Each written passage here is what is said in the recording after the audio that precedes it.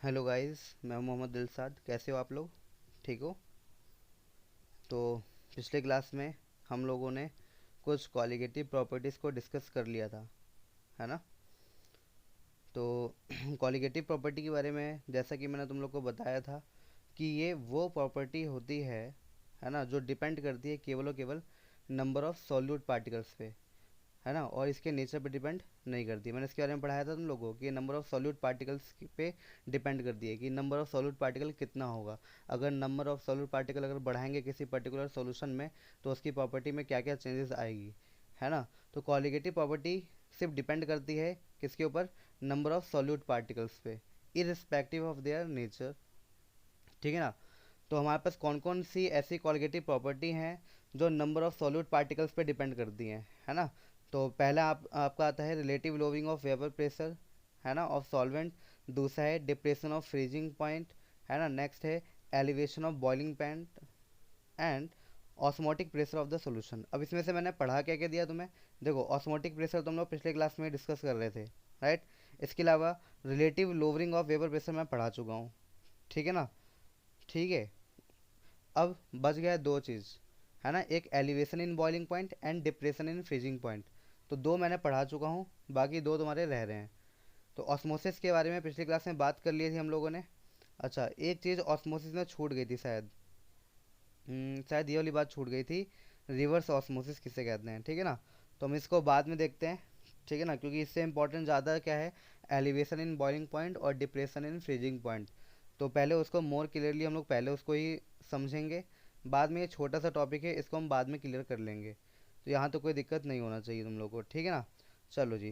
तो सबसे पहले हम चलते हैं एलिवेशन ऑफ बॉइलिंग पॉइंट। देखो, एलिवेशन का मतलब होता है बढ़ जाना, है ना। तो बॉइलिंग पॉइंट आखिरकार किसी सब्सटेंस का क्यों बढ़ता है ना, इसका कारण क्या है? तो देखो, मैं तुम्हें कारण समझा देता हूँ। मैं यहाँ पे नहीं, मैं बोर्ड पे लेके चलता हूँ तुम्हें, ठीक है। रुको, मैं तुम्हें ढंग से एक्सप्लेन कर देता हूँ एलिवेशन इन बॉइलिंग पॉइंट के बारे में।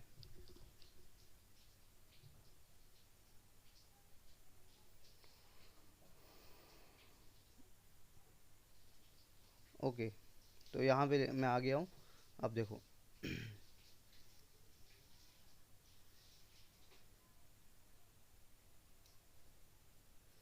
ठीक है गाइस, तो मैं यहाँ पे तुमको समझा देता हूँ कि आखिरकार एलिवेशन ऑफ बॉइलिंग पॉइंट का कारण क्या है। देखो, पहले तो सिंपल सी बात देखो कि मेरे पास मान लो बीकर है ना। ये मेरे पास बीकर है, ठीक है। इस बीकर के अंदर सॉल्वेंट है। सॉल्वेंट को तुम कह सकते हो वाटर है हमारे पास, ठीक है ना। वाटर है, ठीक है ना। ये सॉल्वेंट है, मान लो। सॉल्वेंट का जो बॉइलिंग पॉइंट है, प्योर सॉल्वेंट का, है ना, मैं क्या कह रहा हूँ, जो प्योर सॉल्वेंट का बॉइलिंग पॉइंट है ना, मान लो वो टीबी है, टीबी नॉट। तो TB naught represent for the boiling point of pure solvent. अगर इसी सॉल्वेंट में, है ना, मैं कुछ नॉन वॉलेटाइल सॉल्यूट मिला देता हूँ, है ना। नॉन वॉलेटाइल सॉल्यूट का मतलब ये है, ऐसा सब्सटेंस मिलाता हूँ जिसके कारण वेपर प्रेशर क्या होती है, कम हो जाती है। तो ये मैंने जो डिफरेंट कलर से दिखा रहा हूँ तुमको, ये नॉन वॉलेटाइल सॉल्यूट है। तो मैंने यहाँ पे नॉन वॉलेटाइल, ठीक है ना, वॉलेटाइल सॉल्यूट मिला दिया है। तो नॉन वॉलेटाइल सॉल्यूट आखिरकार ये करेगा क्या, है ना।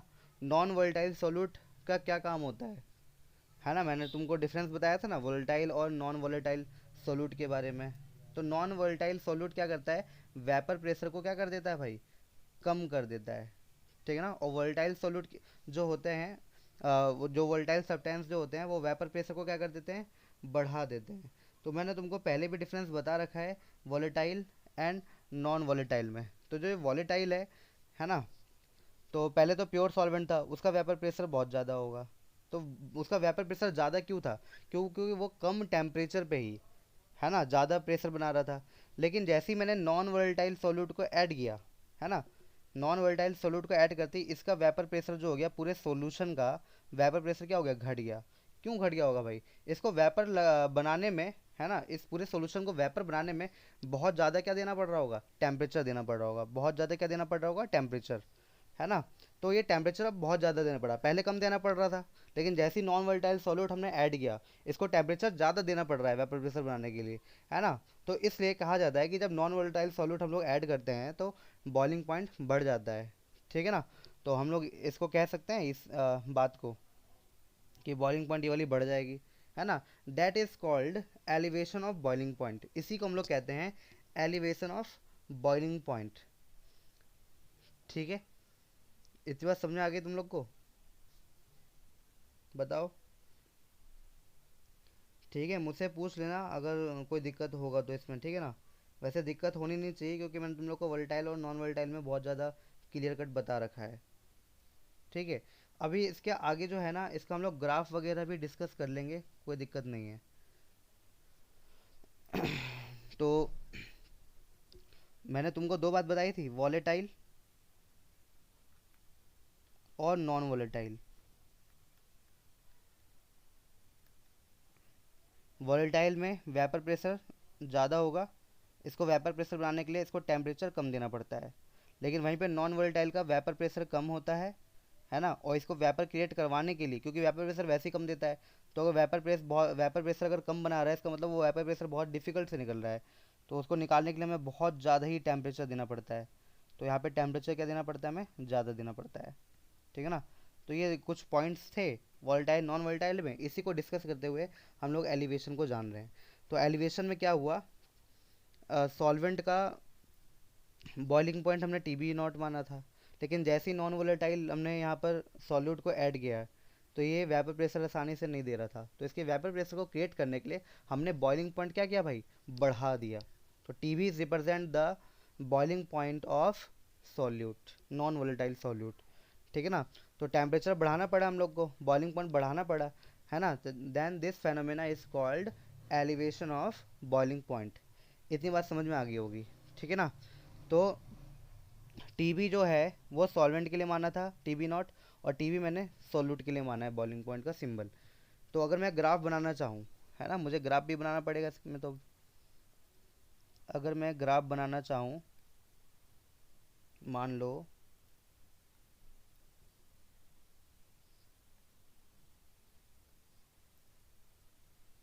ये मैं ग्राफ बना रहा हूँ, ठीक है। ये आपका हो गया vapour pressure versus temperature in kelvin, ठीक है ना। और ये आपका एटीएम में है, 1 ATM, ठीक है। तो वेपर प्रेशर वर्सेस टेम्परेचर के बीच में अगर मैं ग्राफ बनाना चाहूँ, तो देखो पहली बात बताओ कि मेरे पास क्या था, पहले सिर्फ सॉल्वेंट था। मैं दोबारा से बीकर बना देता हूँ, है ना, समझा इस ग्राफ को समझाने के लिए। इस बीकर में क्या था, सॉल्वेंट था हमारे पास, सिर्फ सॉल्वेंट मतलब पानी था हमारे पास, ठीक है ना। तो मान लीजिए जो सॉल्वेंट है ना, उसका जो पीक है इस तरीके से जा रहा है, इस तरीके से जा रहा है, ठीक है। अच्छा, अगर मैं इसके अंदर सॉल्यूट मिला देता हूँ नॉन वोलेटाइल, ये देखो सॉल्यूट बना दिया, मिला दिया, तब ये क्या बन गया, सॉल्यूशन बन गया हमारे पास, है ना। ये क्या बन गया हमारे पास, सॉल्यूशन, सॉल्यूशन तैयार हो गया। तो इस सॉल्यूशन का वेपर प्रेशर अब तो कम हो जाएगा, है ना, क्योंकि हमने नॉन वोलेटाइल सॉल्यूट मिलाया है, और नॉन वोलेटाइल वेपर प्रेशर को कम कर देता है। तो नॉन वोलेटाइल जैसे ही मिलाया, तो वेपर प्रेशर क्या हो जाएगा, कम हो जाएगा, मतलब जो पीक पहले इस जगह से जा रही थी, वो पीक कहीं अब ऐसे जाएगी। तो सॉल्यूशन के लिए मैं इस तरीके से दिखा देता हूँ तुम लोग को, नेक्स्ट दूसरे कलर से दिखा देता हूँ। ये पीक मान लो सॉल्यूशन की आ गई तुम्हारे पास, ठीक है, ये पीक सॉल्यूशन की आ गई। तो सॉल्वेंट की ऊपर रहेगी और सॉल्यूशन की नीचे रहेगी। नीचे का मतलब है कि उसकी जो है, अगर मैं यहाँ से लाइन खींच दूँ तुम्हारे लिए, मान लो ये लाइन खींच दिया मैंने यहाँ से, ठीक है, ये लाइन खींच दिया मैंने, ये लाइन खींच दिया। तो ये लाइन क्या रिप्रेजेंट कर रहा है ना, ये लाइन तुम्हारे लिए क्या रिप्रेजेंट कर रहा है, अगर सिंपली अगर देखूँ मैं,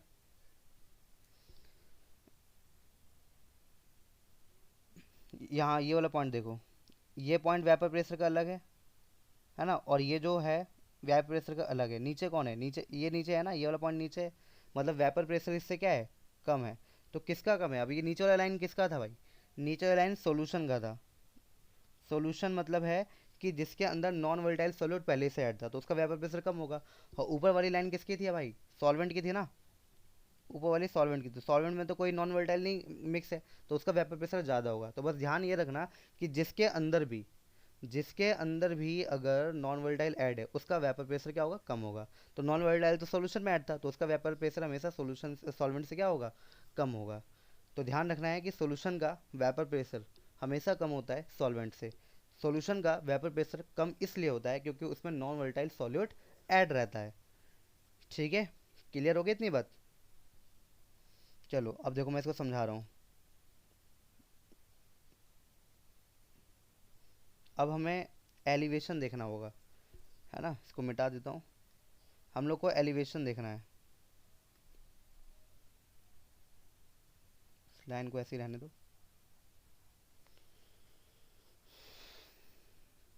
तो हम लोग को एलिवेशन देखना है, तो एक काम किया मैंने, यहाँ से कांस्टेंट लाइन खींच दिया मैंने, वेपर प्रेशर कांस्टेंट कर दिया है। कांस्टेंट करने पर मैं टेम्परेचर देख रहा हूँ कि कांस्टेंट वेपर प्रेशर पे टेम्परेचर क्या होगा। तो तुम्हें यहाँ पे लाइन दिख रही होगी, यहाँ पे लाइन दिख रहा होगा। मान लो ये वाला पॉइंट है फिक्स, है ना, और एक ये वाला पॉइंट है फिक्स।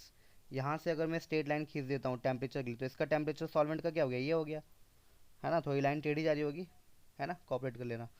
ओके, फिर सॉल्यूशन की जो टेम्परेचर होगा बॉइलिंग पॉइंट, वो कौन सी होगी, कहीं यहाँ पे होगी, है ना।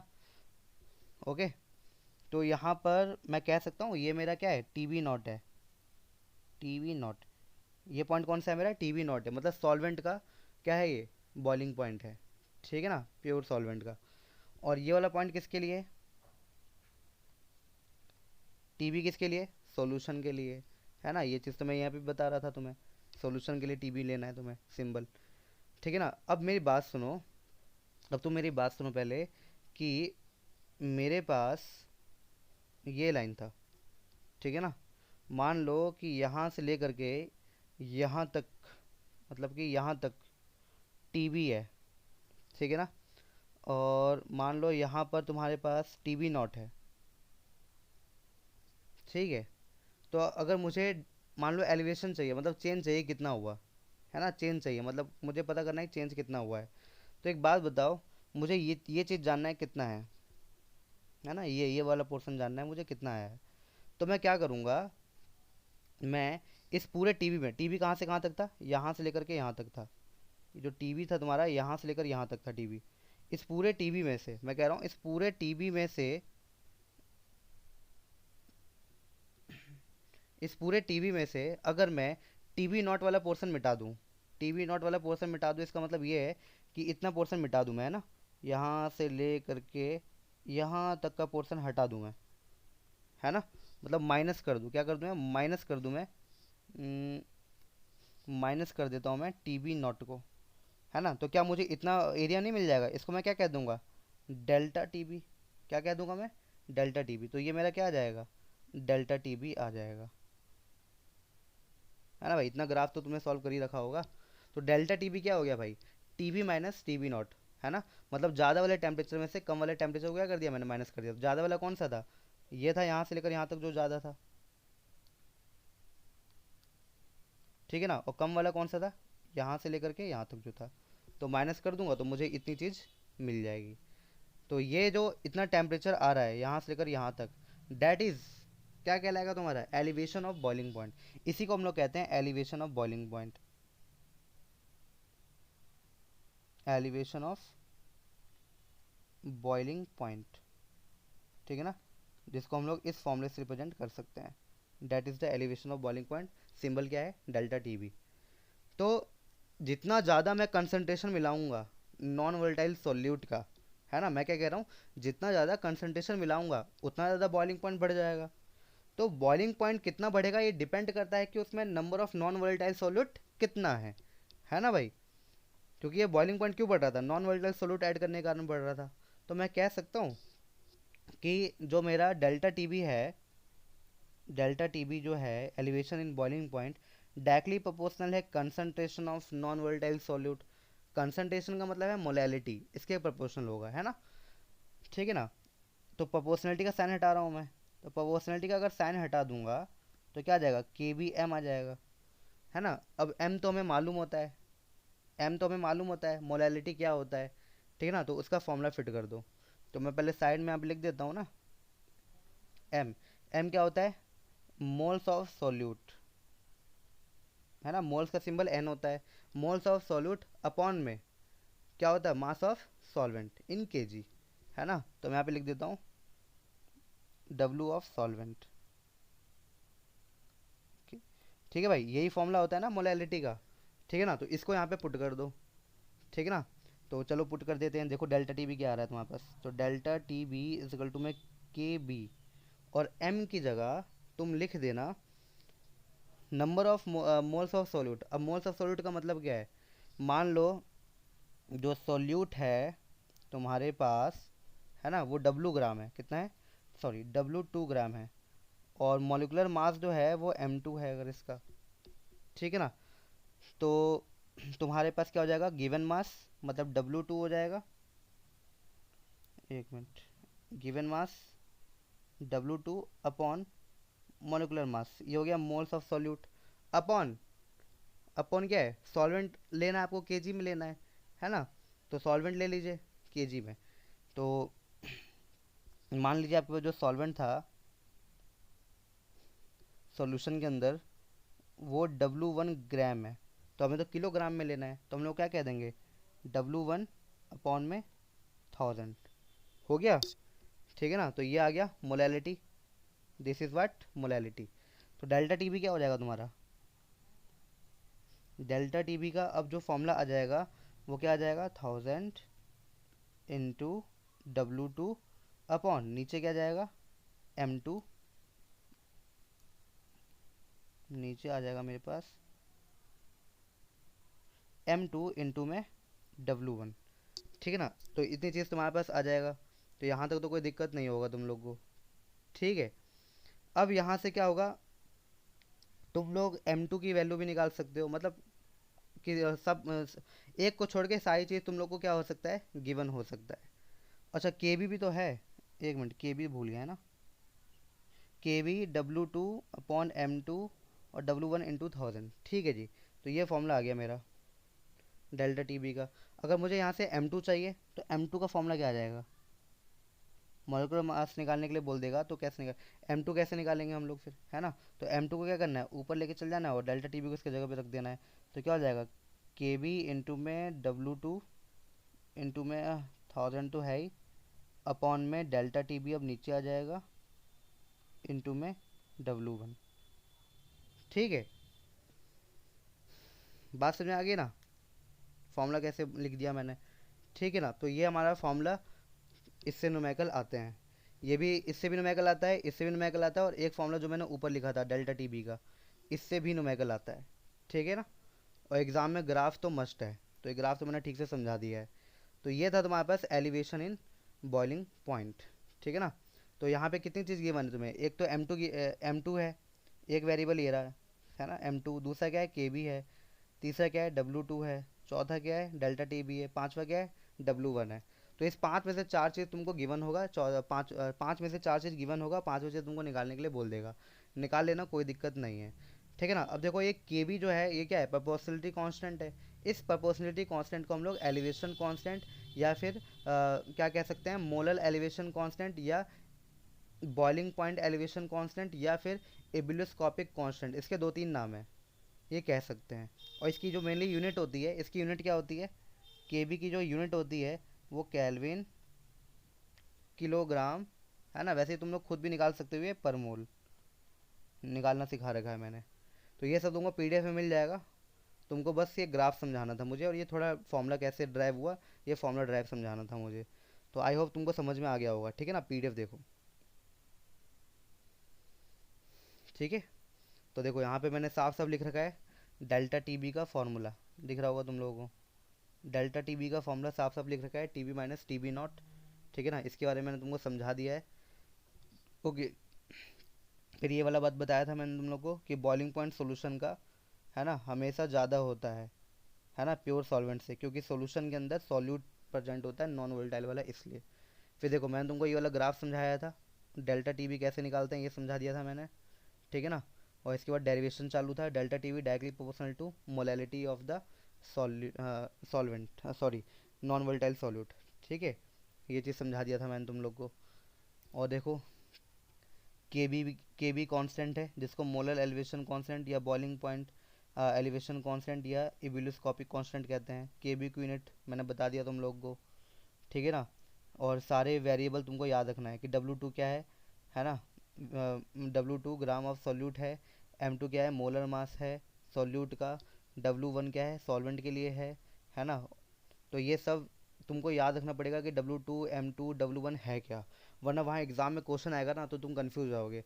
पता चला सॉल्वेंट के लिए तुम W2 यूज़ कर रहे हो और सॉल्यूट के लिए W1 यूज़ कर रहे हो, वहीं पर तुम्हारा क्वेश्चन खराब हो जाएगा। ये बहुत ही माइनर मिस्टेक है जो हर स्टूडेंट कर देता है। मेरी बात को सुन लो ना ध्यान से। सॉल्यूट के लिए तुम्हें 2 वाला सब्सक्रिप्शन यूज़ करना है और सॉल्वेंट के लिए 1 वाला करना है, ठीक है। ये बात ध्यान रखना, तभी फॉर्मूले में सेट हो पाएगा।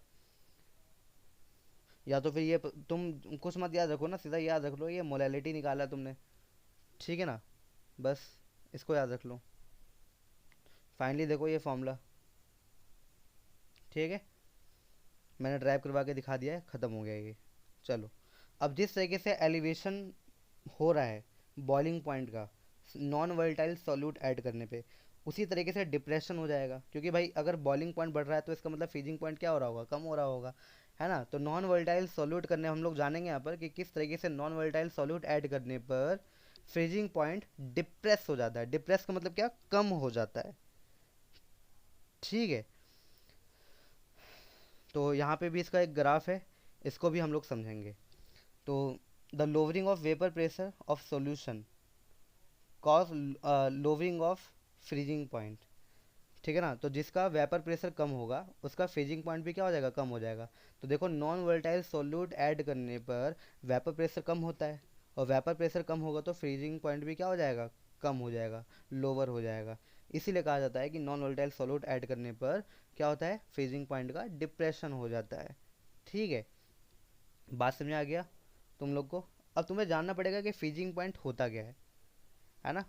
फ्रीजिंग पॉइंट होता क्या है, फ्रीजिंग पॉइंट देखो एक्चुअली में एक ऐसा पर्टिकुलर टेम्परेचर होता है ना। यहीं पर ग्राफ पे समझा देता हूँ मैं। जैसे ये वाला टेम्परेचर देखो, ये ऐसा पर्टिकुलर टेम्परेचर है जहाँ पर वेपर प्रेशर लिक्विड सॉल्वेंट का, है ना, और सॉलिड सॉल्वेंट का क्या होता है, इक्वल होता है। तो मैं कह रहा हूँ फ्रीजिंग पॉइंट होता क्या है, फ्रीजिंग पॉइंट क्या होता है। तो फ्रीजिंग पॉइंट एक ऐसा टेम्परेचर होता है, मैं लिख देता हूँ, the temperature at which vapor pressure of liquid substance becomes equal to vapor pressure of solid substance। अब वो सब्सटेंस चाहे कुछ भी हो, चाहे सॉल्वेंट हो चाहे सॉल्यूशन हो, ठीक है। बात समझ में आ गया।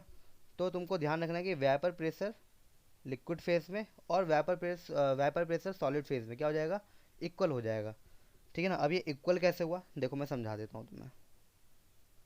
इस ग्राफ को मेनली मैं बनाऊंगा, ठीक है।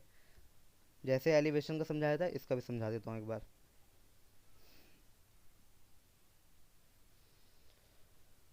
तो नेक्स्ट टॉपिक हमारे पास जो आ रहा है, ठीक है, वो है depression. Depression of freezing point, ठीक है ना। अब डिप्रेस कैसे हुआ, ठीक है ना, ये देखना है तुम लोग को। तो इसमें हम लोग पहले ग्राफ से ही समझ लेंगे।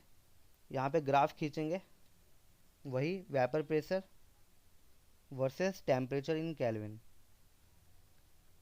ठीक है ना। ग्राफ तुमको पीडीएफ में गिवन है, बस मैं समझा रहा हूँ कि ग्राफ ड्रॉ कैसे हुआ है। क्योंकि बहुत सारे कोचिंग वाले, मैं हकीकत बता रहा हूँ, ग्राफ को रटवा देते हैं, लेकिन मैं तुमको ड्रॉ करना सिखाऊंगा कि ड्रॉ कैसे होते हैं। बहुत लोग तो ऐसे हैं कि वो ग्राफ को भी गलत ड्रॉ करते हैं, मतलब ग्राफ को कॉपी कर लेते हैं, लेकिन जो सही मैनर में जिस तरीके से ड्रॉ करना चाहिए ना वो उनको नहीं मालूम होता है। उनको बस मालूम है कि हाँ ऐसे ऐसे लाइन खींचना है, ऐसे ऐसे ग्राफ बन जाएगा। नहीं, ये तरीका गलत है ना। ऐसे वो लोग करते हैं, इनका कॉन्सेप्ट क्लियर नहीं हो, लेकिन हम तो तरीके से करेंगे इसको, ठीक है। अब देखो मेरी बात सुनो, फिर से ले लो बीकर, ठीक है। मैं दूसरा कलर यूज करता हूँ यार,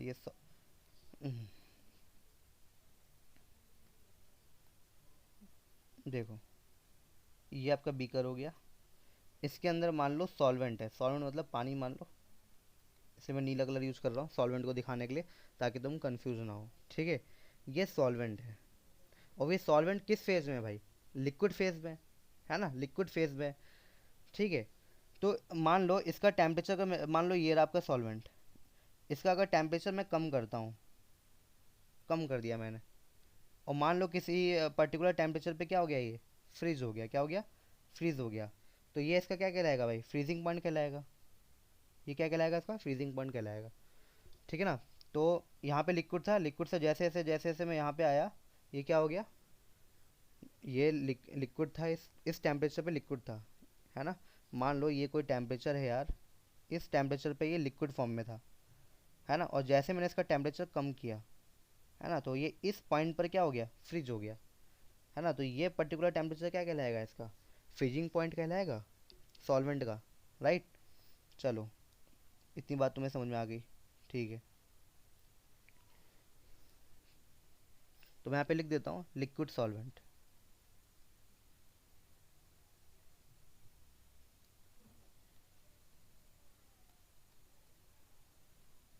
ये लिक्विड सॉल्वेंट है। ठीक है, चलो अब देखो इसका वेपर प्रेशर यहाँ पर है, this is the vapour pressure. ठीक है ना, ये वेपर प्रेशर वाला पॉइंट है। ये वाला पॉइंट कौन सा है? वेपर प्रेशर वाला है। ठीक है ना, लिक्विड सॉल्वेंट का। किसका? सॉल्वेंट। अब इसमें अगर मैं सॉल्यूट मिला देता हूँ, है ना, इसमें देखो मैंने यहाँ पे सॉल्यूट मिला दिया। अगर अगर मैंने सॉल्यूट मिला दिया तो वेपर प्रेशर क्या हो जाएगा? कम हो जाएगा, है ना। नॉन वोलेटाइल सॉल्यूट है, तो अगर नॉन वोलेटाइल सॉल्यूट मिलाया तो वेपर प्रेशर कम हो जाएगा।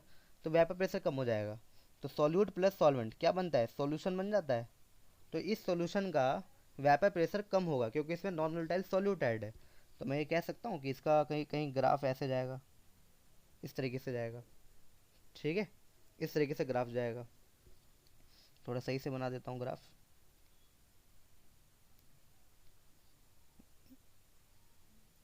ठीक है, इस तरीके से बना दिया है। तो ये सॉल्यूशन के लिए है।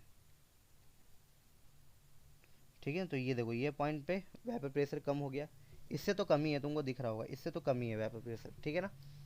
ओके, तो वैसे भी तुमको बताया था सॉल्यूशन का कम होता है वेपर प्रेशर। ठीक है ना। अब मान लो कि ये इस पॉइंट पर क्या हो रहा है? फ्रीज हो जा रहा है। या फिर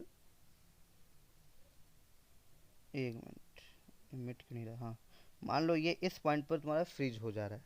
ठीक है ना। तो अब यहाँ से एक लाइन खींच देता हूँ मैं, यहाँ से एक लाइन खींच देता हूँ ऐसे। ठीक है, बताने के लिए, क्योंकि ये जो फेज़ है ना, ये है सॉलिड सॉल्वेंट फेज़। ये लिख देता हूँ यहाँ पे, सॉलिड हो जाएगा, इससे नीचे सॉलिड हो जाएगा, सॉलिड सॉल्वेंट,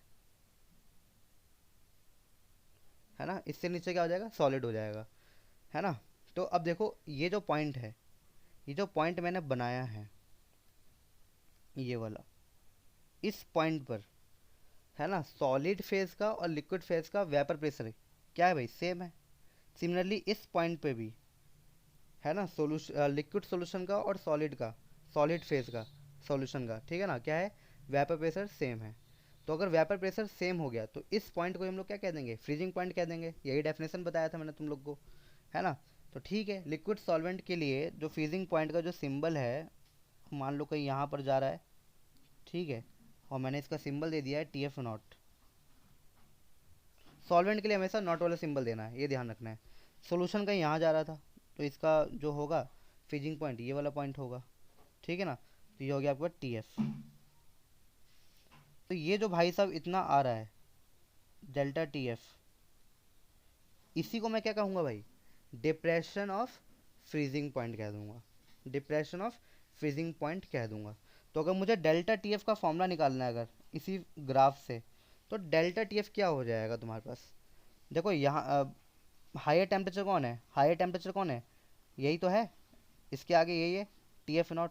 तो higher temperature T F naught है, इसमें से लोअर टेम्परेचर माइनस कर देता हूँ, तो डिप्रेशन कितना हुआ मुझे मालूम पड़ जाएगा, है ना। तो ये एक फॉर्मूला आ गया हमारे पास। तो कहने का मतलब ये है कि अगर मैं इस बीकर में नीचे हो जा भाई, इस नॉन वोलेटाइल सॉल्यूट ऐड कर रहा था मैं,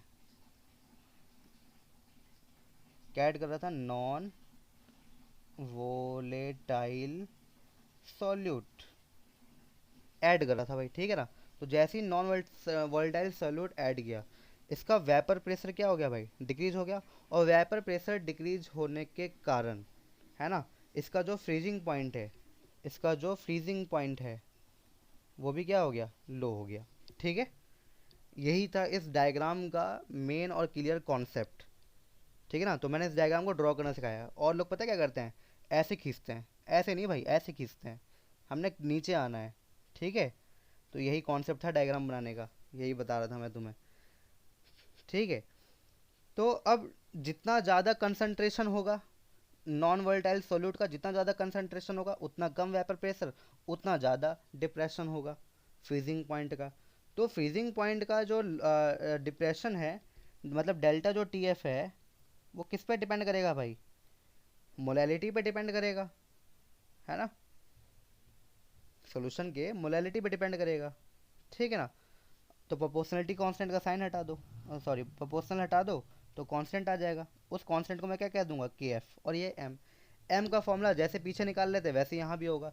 पीछे क्या रखा था हमने एम का formula, moles of solute, moles of solute मतलब given mass of solute upon में मॉलिक्यूलर मास ऑफ सॉल्यूट, है ना, अपॉन में मास ऑफ क्या था, सॉल्वेंट इन केजी।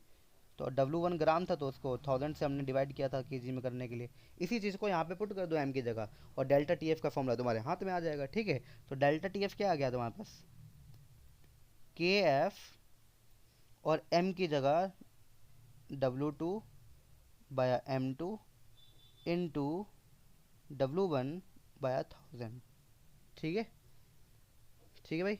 फाइनली ये फॉर्मूला आ गया। यहाँ से तुम M2 निकाल सकते हो, यहाँ से तुम M2 निकाल सकते हो। तो M2 क्या हो जाएगा, के एफ इंटू में W2 इंटू में 1000 अपॉन में डेल्टा टी एफ इंटू में W1। तो ये फॉर्मूला आ जाएगा तुम्हारा M2 का, ठीक है। इतनी बात समझ में आ गया। तो यहाँ पर जो के एफ है वो भी एक कांस्टेंट है, इस कांस्टेंट का भी नाम होगा फ्रीजिंग पॉइंट डिप्रेशन कांस्टेंट कह लो, या फिर मोलर डिप्रेशन कांस्टेंट कह लो, या फिर क्रायोस्कोपिक कांस्टेंट कह लो। ये सब मैंने पीडीएफ में नाम मेंशन कर रखा है, इसकी यूनिट वगैरह, वो मोटी मोटी बातें वो तुम पढ़ लोगे, ठीक है ना। मेन चीज़ क्या था इसका, जो ये प्लॉट है, ग्राफ कैसे प्लॉट करना है, और ये जो फॉर्मूला ये मैंने यहाँ पे कैलकुलेट किया है, ड्राइव किया है, ये कैसे करना है, ये चीज़ ज़्यादा इंपॉर्टेंट होता है तुम्हारे पास, ठीक है। तो यहीं पर तुम्हारा डिप्रेशन ऑफ फ्रीजिंग पॉइंट और एलिवेशन ऑफ बॉइलिंग पॉइंट दोनों को मैंने एक लेक्चर में ही ख़त्म कर दिया है, ठीक है। तो अब देखो यहाँ पर डायग्राम दिख रहा है ना, पूरा डायग्राम मैंने तुमको समझा दिया है कैसे कैसे ड्रॉ करना है, कोई दिक्कत नहीं होगी। और इस वीडियो को मैं तो कहूँगा एक दो बार और देख लेना, सिर्फ यही चीज़ पढ़ा बताने के लिए ना मैं बता रहा हूँ तुम्हें, सिर्फ यही एलिवेशन डिप्रेशन, मतलब समझ लो कॉलिगेटिव प्रॉपर्टी पढ़ाने के लिए तुम्हें ये पूरे चैप्टर को पढ़ाया गया है, क्योंकि बिना चैप्टर पढ़े तुम कॉलिगेटिव प्रॉपर्टी नहीं समझ सकते थे, है ना। तो ये चैप्टर सिर्फ यही टॉपिक पढ़ाने के लिए ही बनाया गया है। तो अगर ये टॉपिक नहीं आया तो समझ लेना चैप्टर पढ़ना ही बेकार होगा तुम्हारे लिए, ये बात समझ लेना, ठीक है। ओके, तो मैंने फाइनली तुम्हें ये वाला फॉर्मूला मैंने बता दिया था, ये वाला और ये M2, ठीक है ना। बाकी ये इंथैल्पी ऑफ फ्यूज़न के टर्म में ये फॉर्मूला है, इसको पढ़ लेना, है ना। या इंथैल्पी ऑफ वेपराइजेशन के टर्म में फॉर्मूला कैसे लिखा जाएगा ये पढ़ लेना। इसका ड्राइव नहीं है, इसका डायरेक्ट फॉर्मूला तुम्हें याद करना पड़ेगा, ठीक है। बाकी आर क्या है, गैस कांस्टेंट है, इसके बारे में पहले भी पढ़ा चुका हूँ कि गैस कांस्टेंट की वैल्यू क्या होती है, कौन से यूनिट के हिसाब से कौन सी वैल्यू लेना चाहिए। तो भाई देखो ये फॉर्मूला तुम्हें याद करना पड़ेगा यार, ठीक है ना। ड्राइव इसका था, मैंने तुम्हें इसका करा दिया है, इसका ड्राइव है आगे है, यहाँ पे नहीं है। तो यहाँ पे अभी तुम्हें ड्राइव करके टाइम वेस्ट करना नहीं है, सिलेबस में तुम्हारे है नहीं इसका ड्राइव, लेकिन इस फॉर्मूले से क्वेश्चन आ जाते हैं, तो फॉर्मूला तुम्हें ये दोनों याद होना चाहिए, है ना। फ्यूज़न के केस में फॉर्मूला क्या होगा के एफ का, और हीट ऑफ वेपराइजेशन के केस में के बी का फॉर्मूला क्या होगा, है ना। इसको हीट ऑफ वेपराइजेशन कह दो या इंथैल्पी ऑफ वेपराइजेशन कह दो, कोई फ़र्क नहीं पड़ता है, इंथैल्पी इज़ अ हीट, ठीक है। अब देखो एक टॉपिक और रह गया है, एबनॉर्मल मोलर मास, है ना, और रिवर्स ऑस्मोसिस, जो कि मैंने कहा था मैं अगले लेक्चर में इसको कवर कर दूंगा। दो टॉपिक छोटे छोटे रह गए हैं। और एक बात बताऊँ, ये जो एबनॉर्मल मोलर मास है ये मैं एक्चुअली मैं पढ़ा चुका हूँ तुम्हें क्लास 11th के चैप्टर नंबर 7 इक्विलिब्रियम में, है ना। उसी से थोड़ा बहुत मिलता जुलता है, वो तुम देख लोगे मैंने कहाँ पे और किस तरीके से पढ़ाया था, तो कोई दिक्कत की बात नहीं है, मैं तुम्हारा क्लियर कर दूंगा, ठीक है। तो मेन ये दो हो गए थ्योरी, इसको जाकर रिवाइज कर लो, प्लॉट कर लो ग्राफ को। तो फिर मैं अगली क्लास में मिलूंगा और चैप्टर ख़त्म कर दूंगा, फिर न्यूमेरिकल कर लेंगे। आराम आराम से पढ़ते हैं, बहुत टाइम है हमारे पास, ठीक है ना। भागना नहीं है, जल्दबाजी के चक्कर में कॉन्सेप्ट नहीं क्लियर हुआ ना, फिर तो बोर्ड में नंबर कम आ जाएंगे। कॉन्सेप्ट क्लियर रहेगा तो तुम सब कुछ कर लोगे। चलो बाय। और चैनल को भाई सब्सक्राइब करो, ठीक है। मैं मेहनत कर रहा हूँ तुम्हारे लिए, तुम भी मेहनत करो मेरे लिए, ठीक है। चलो बाय।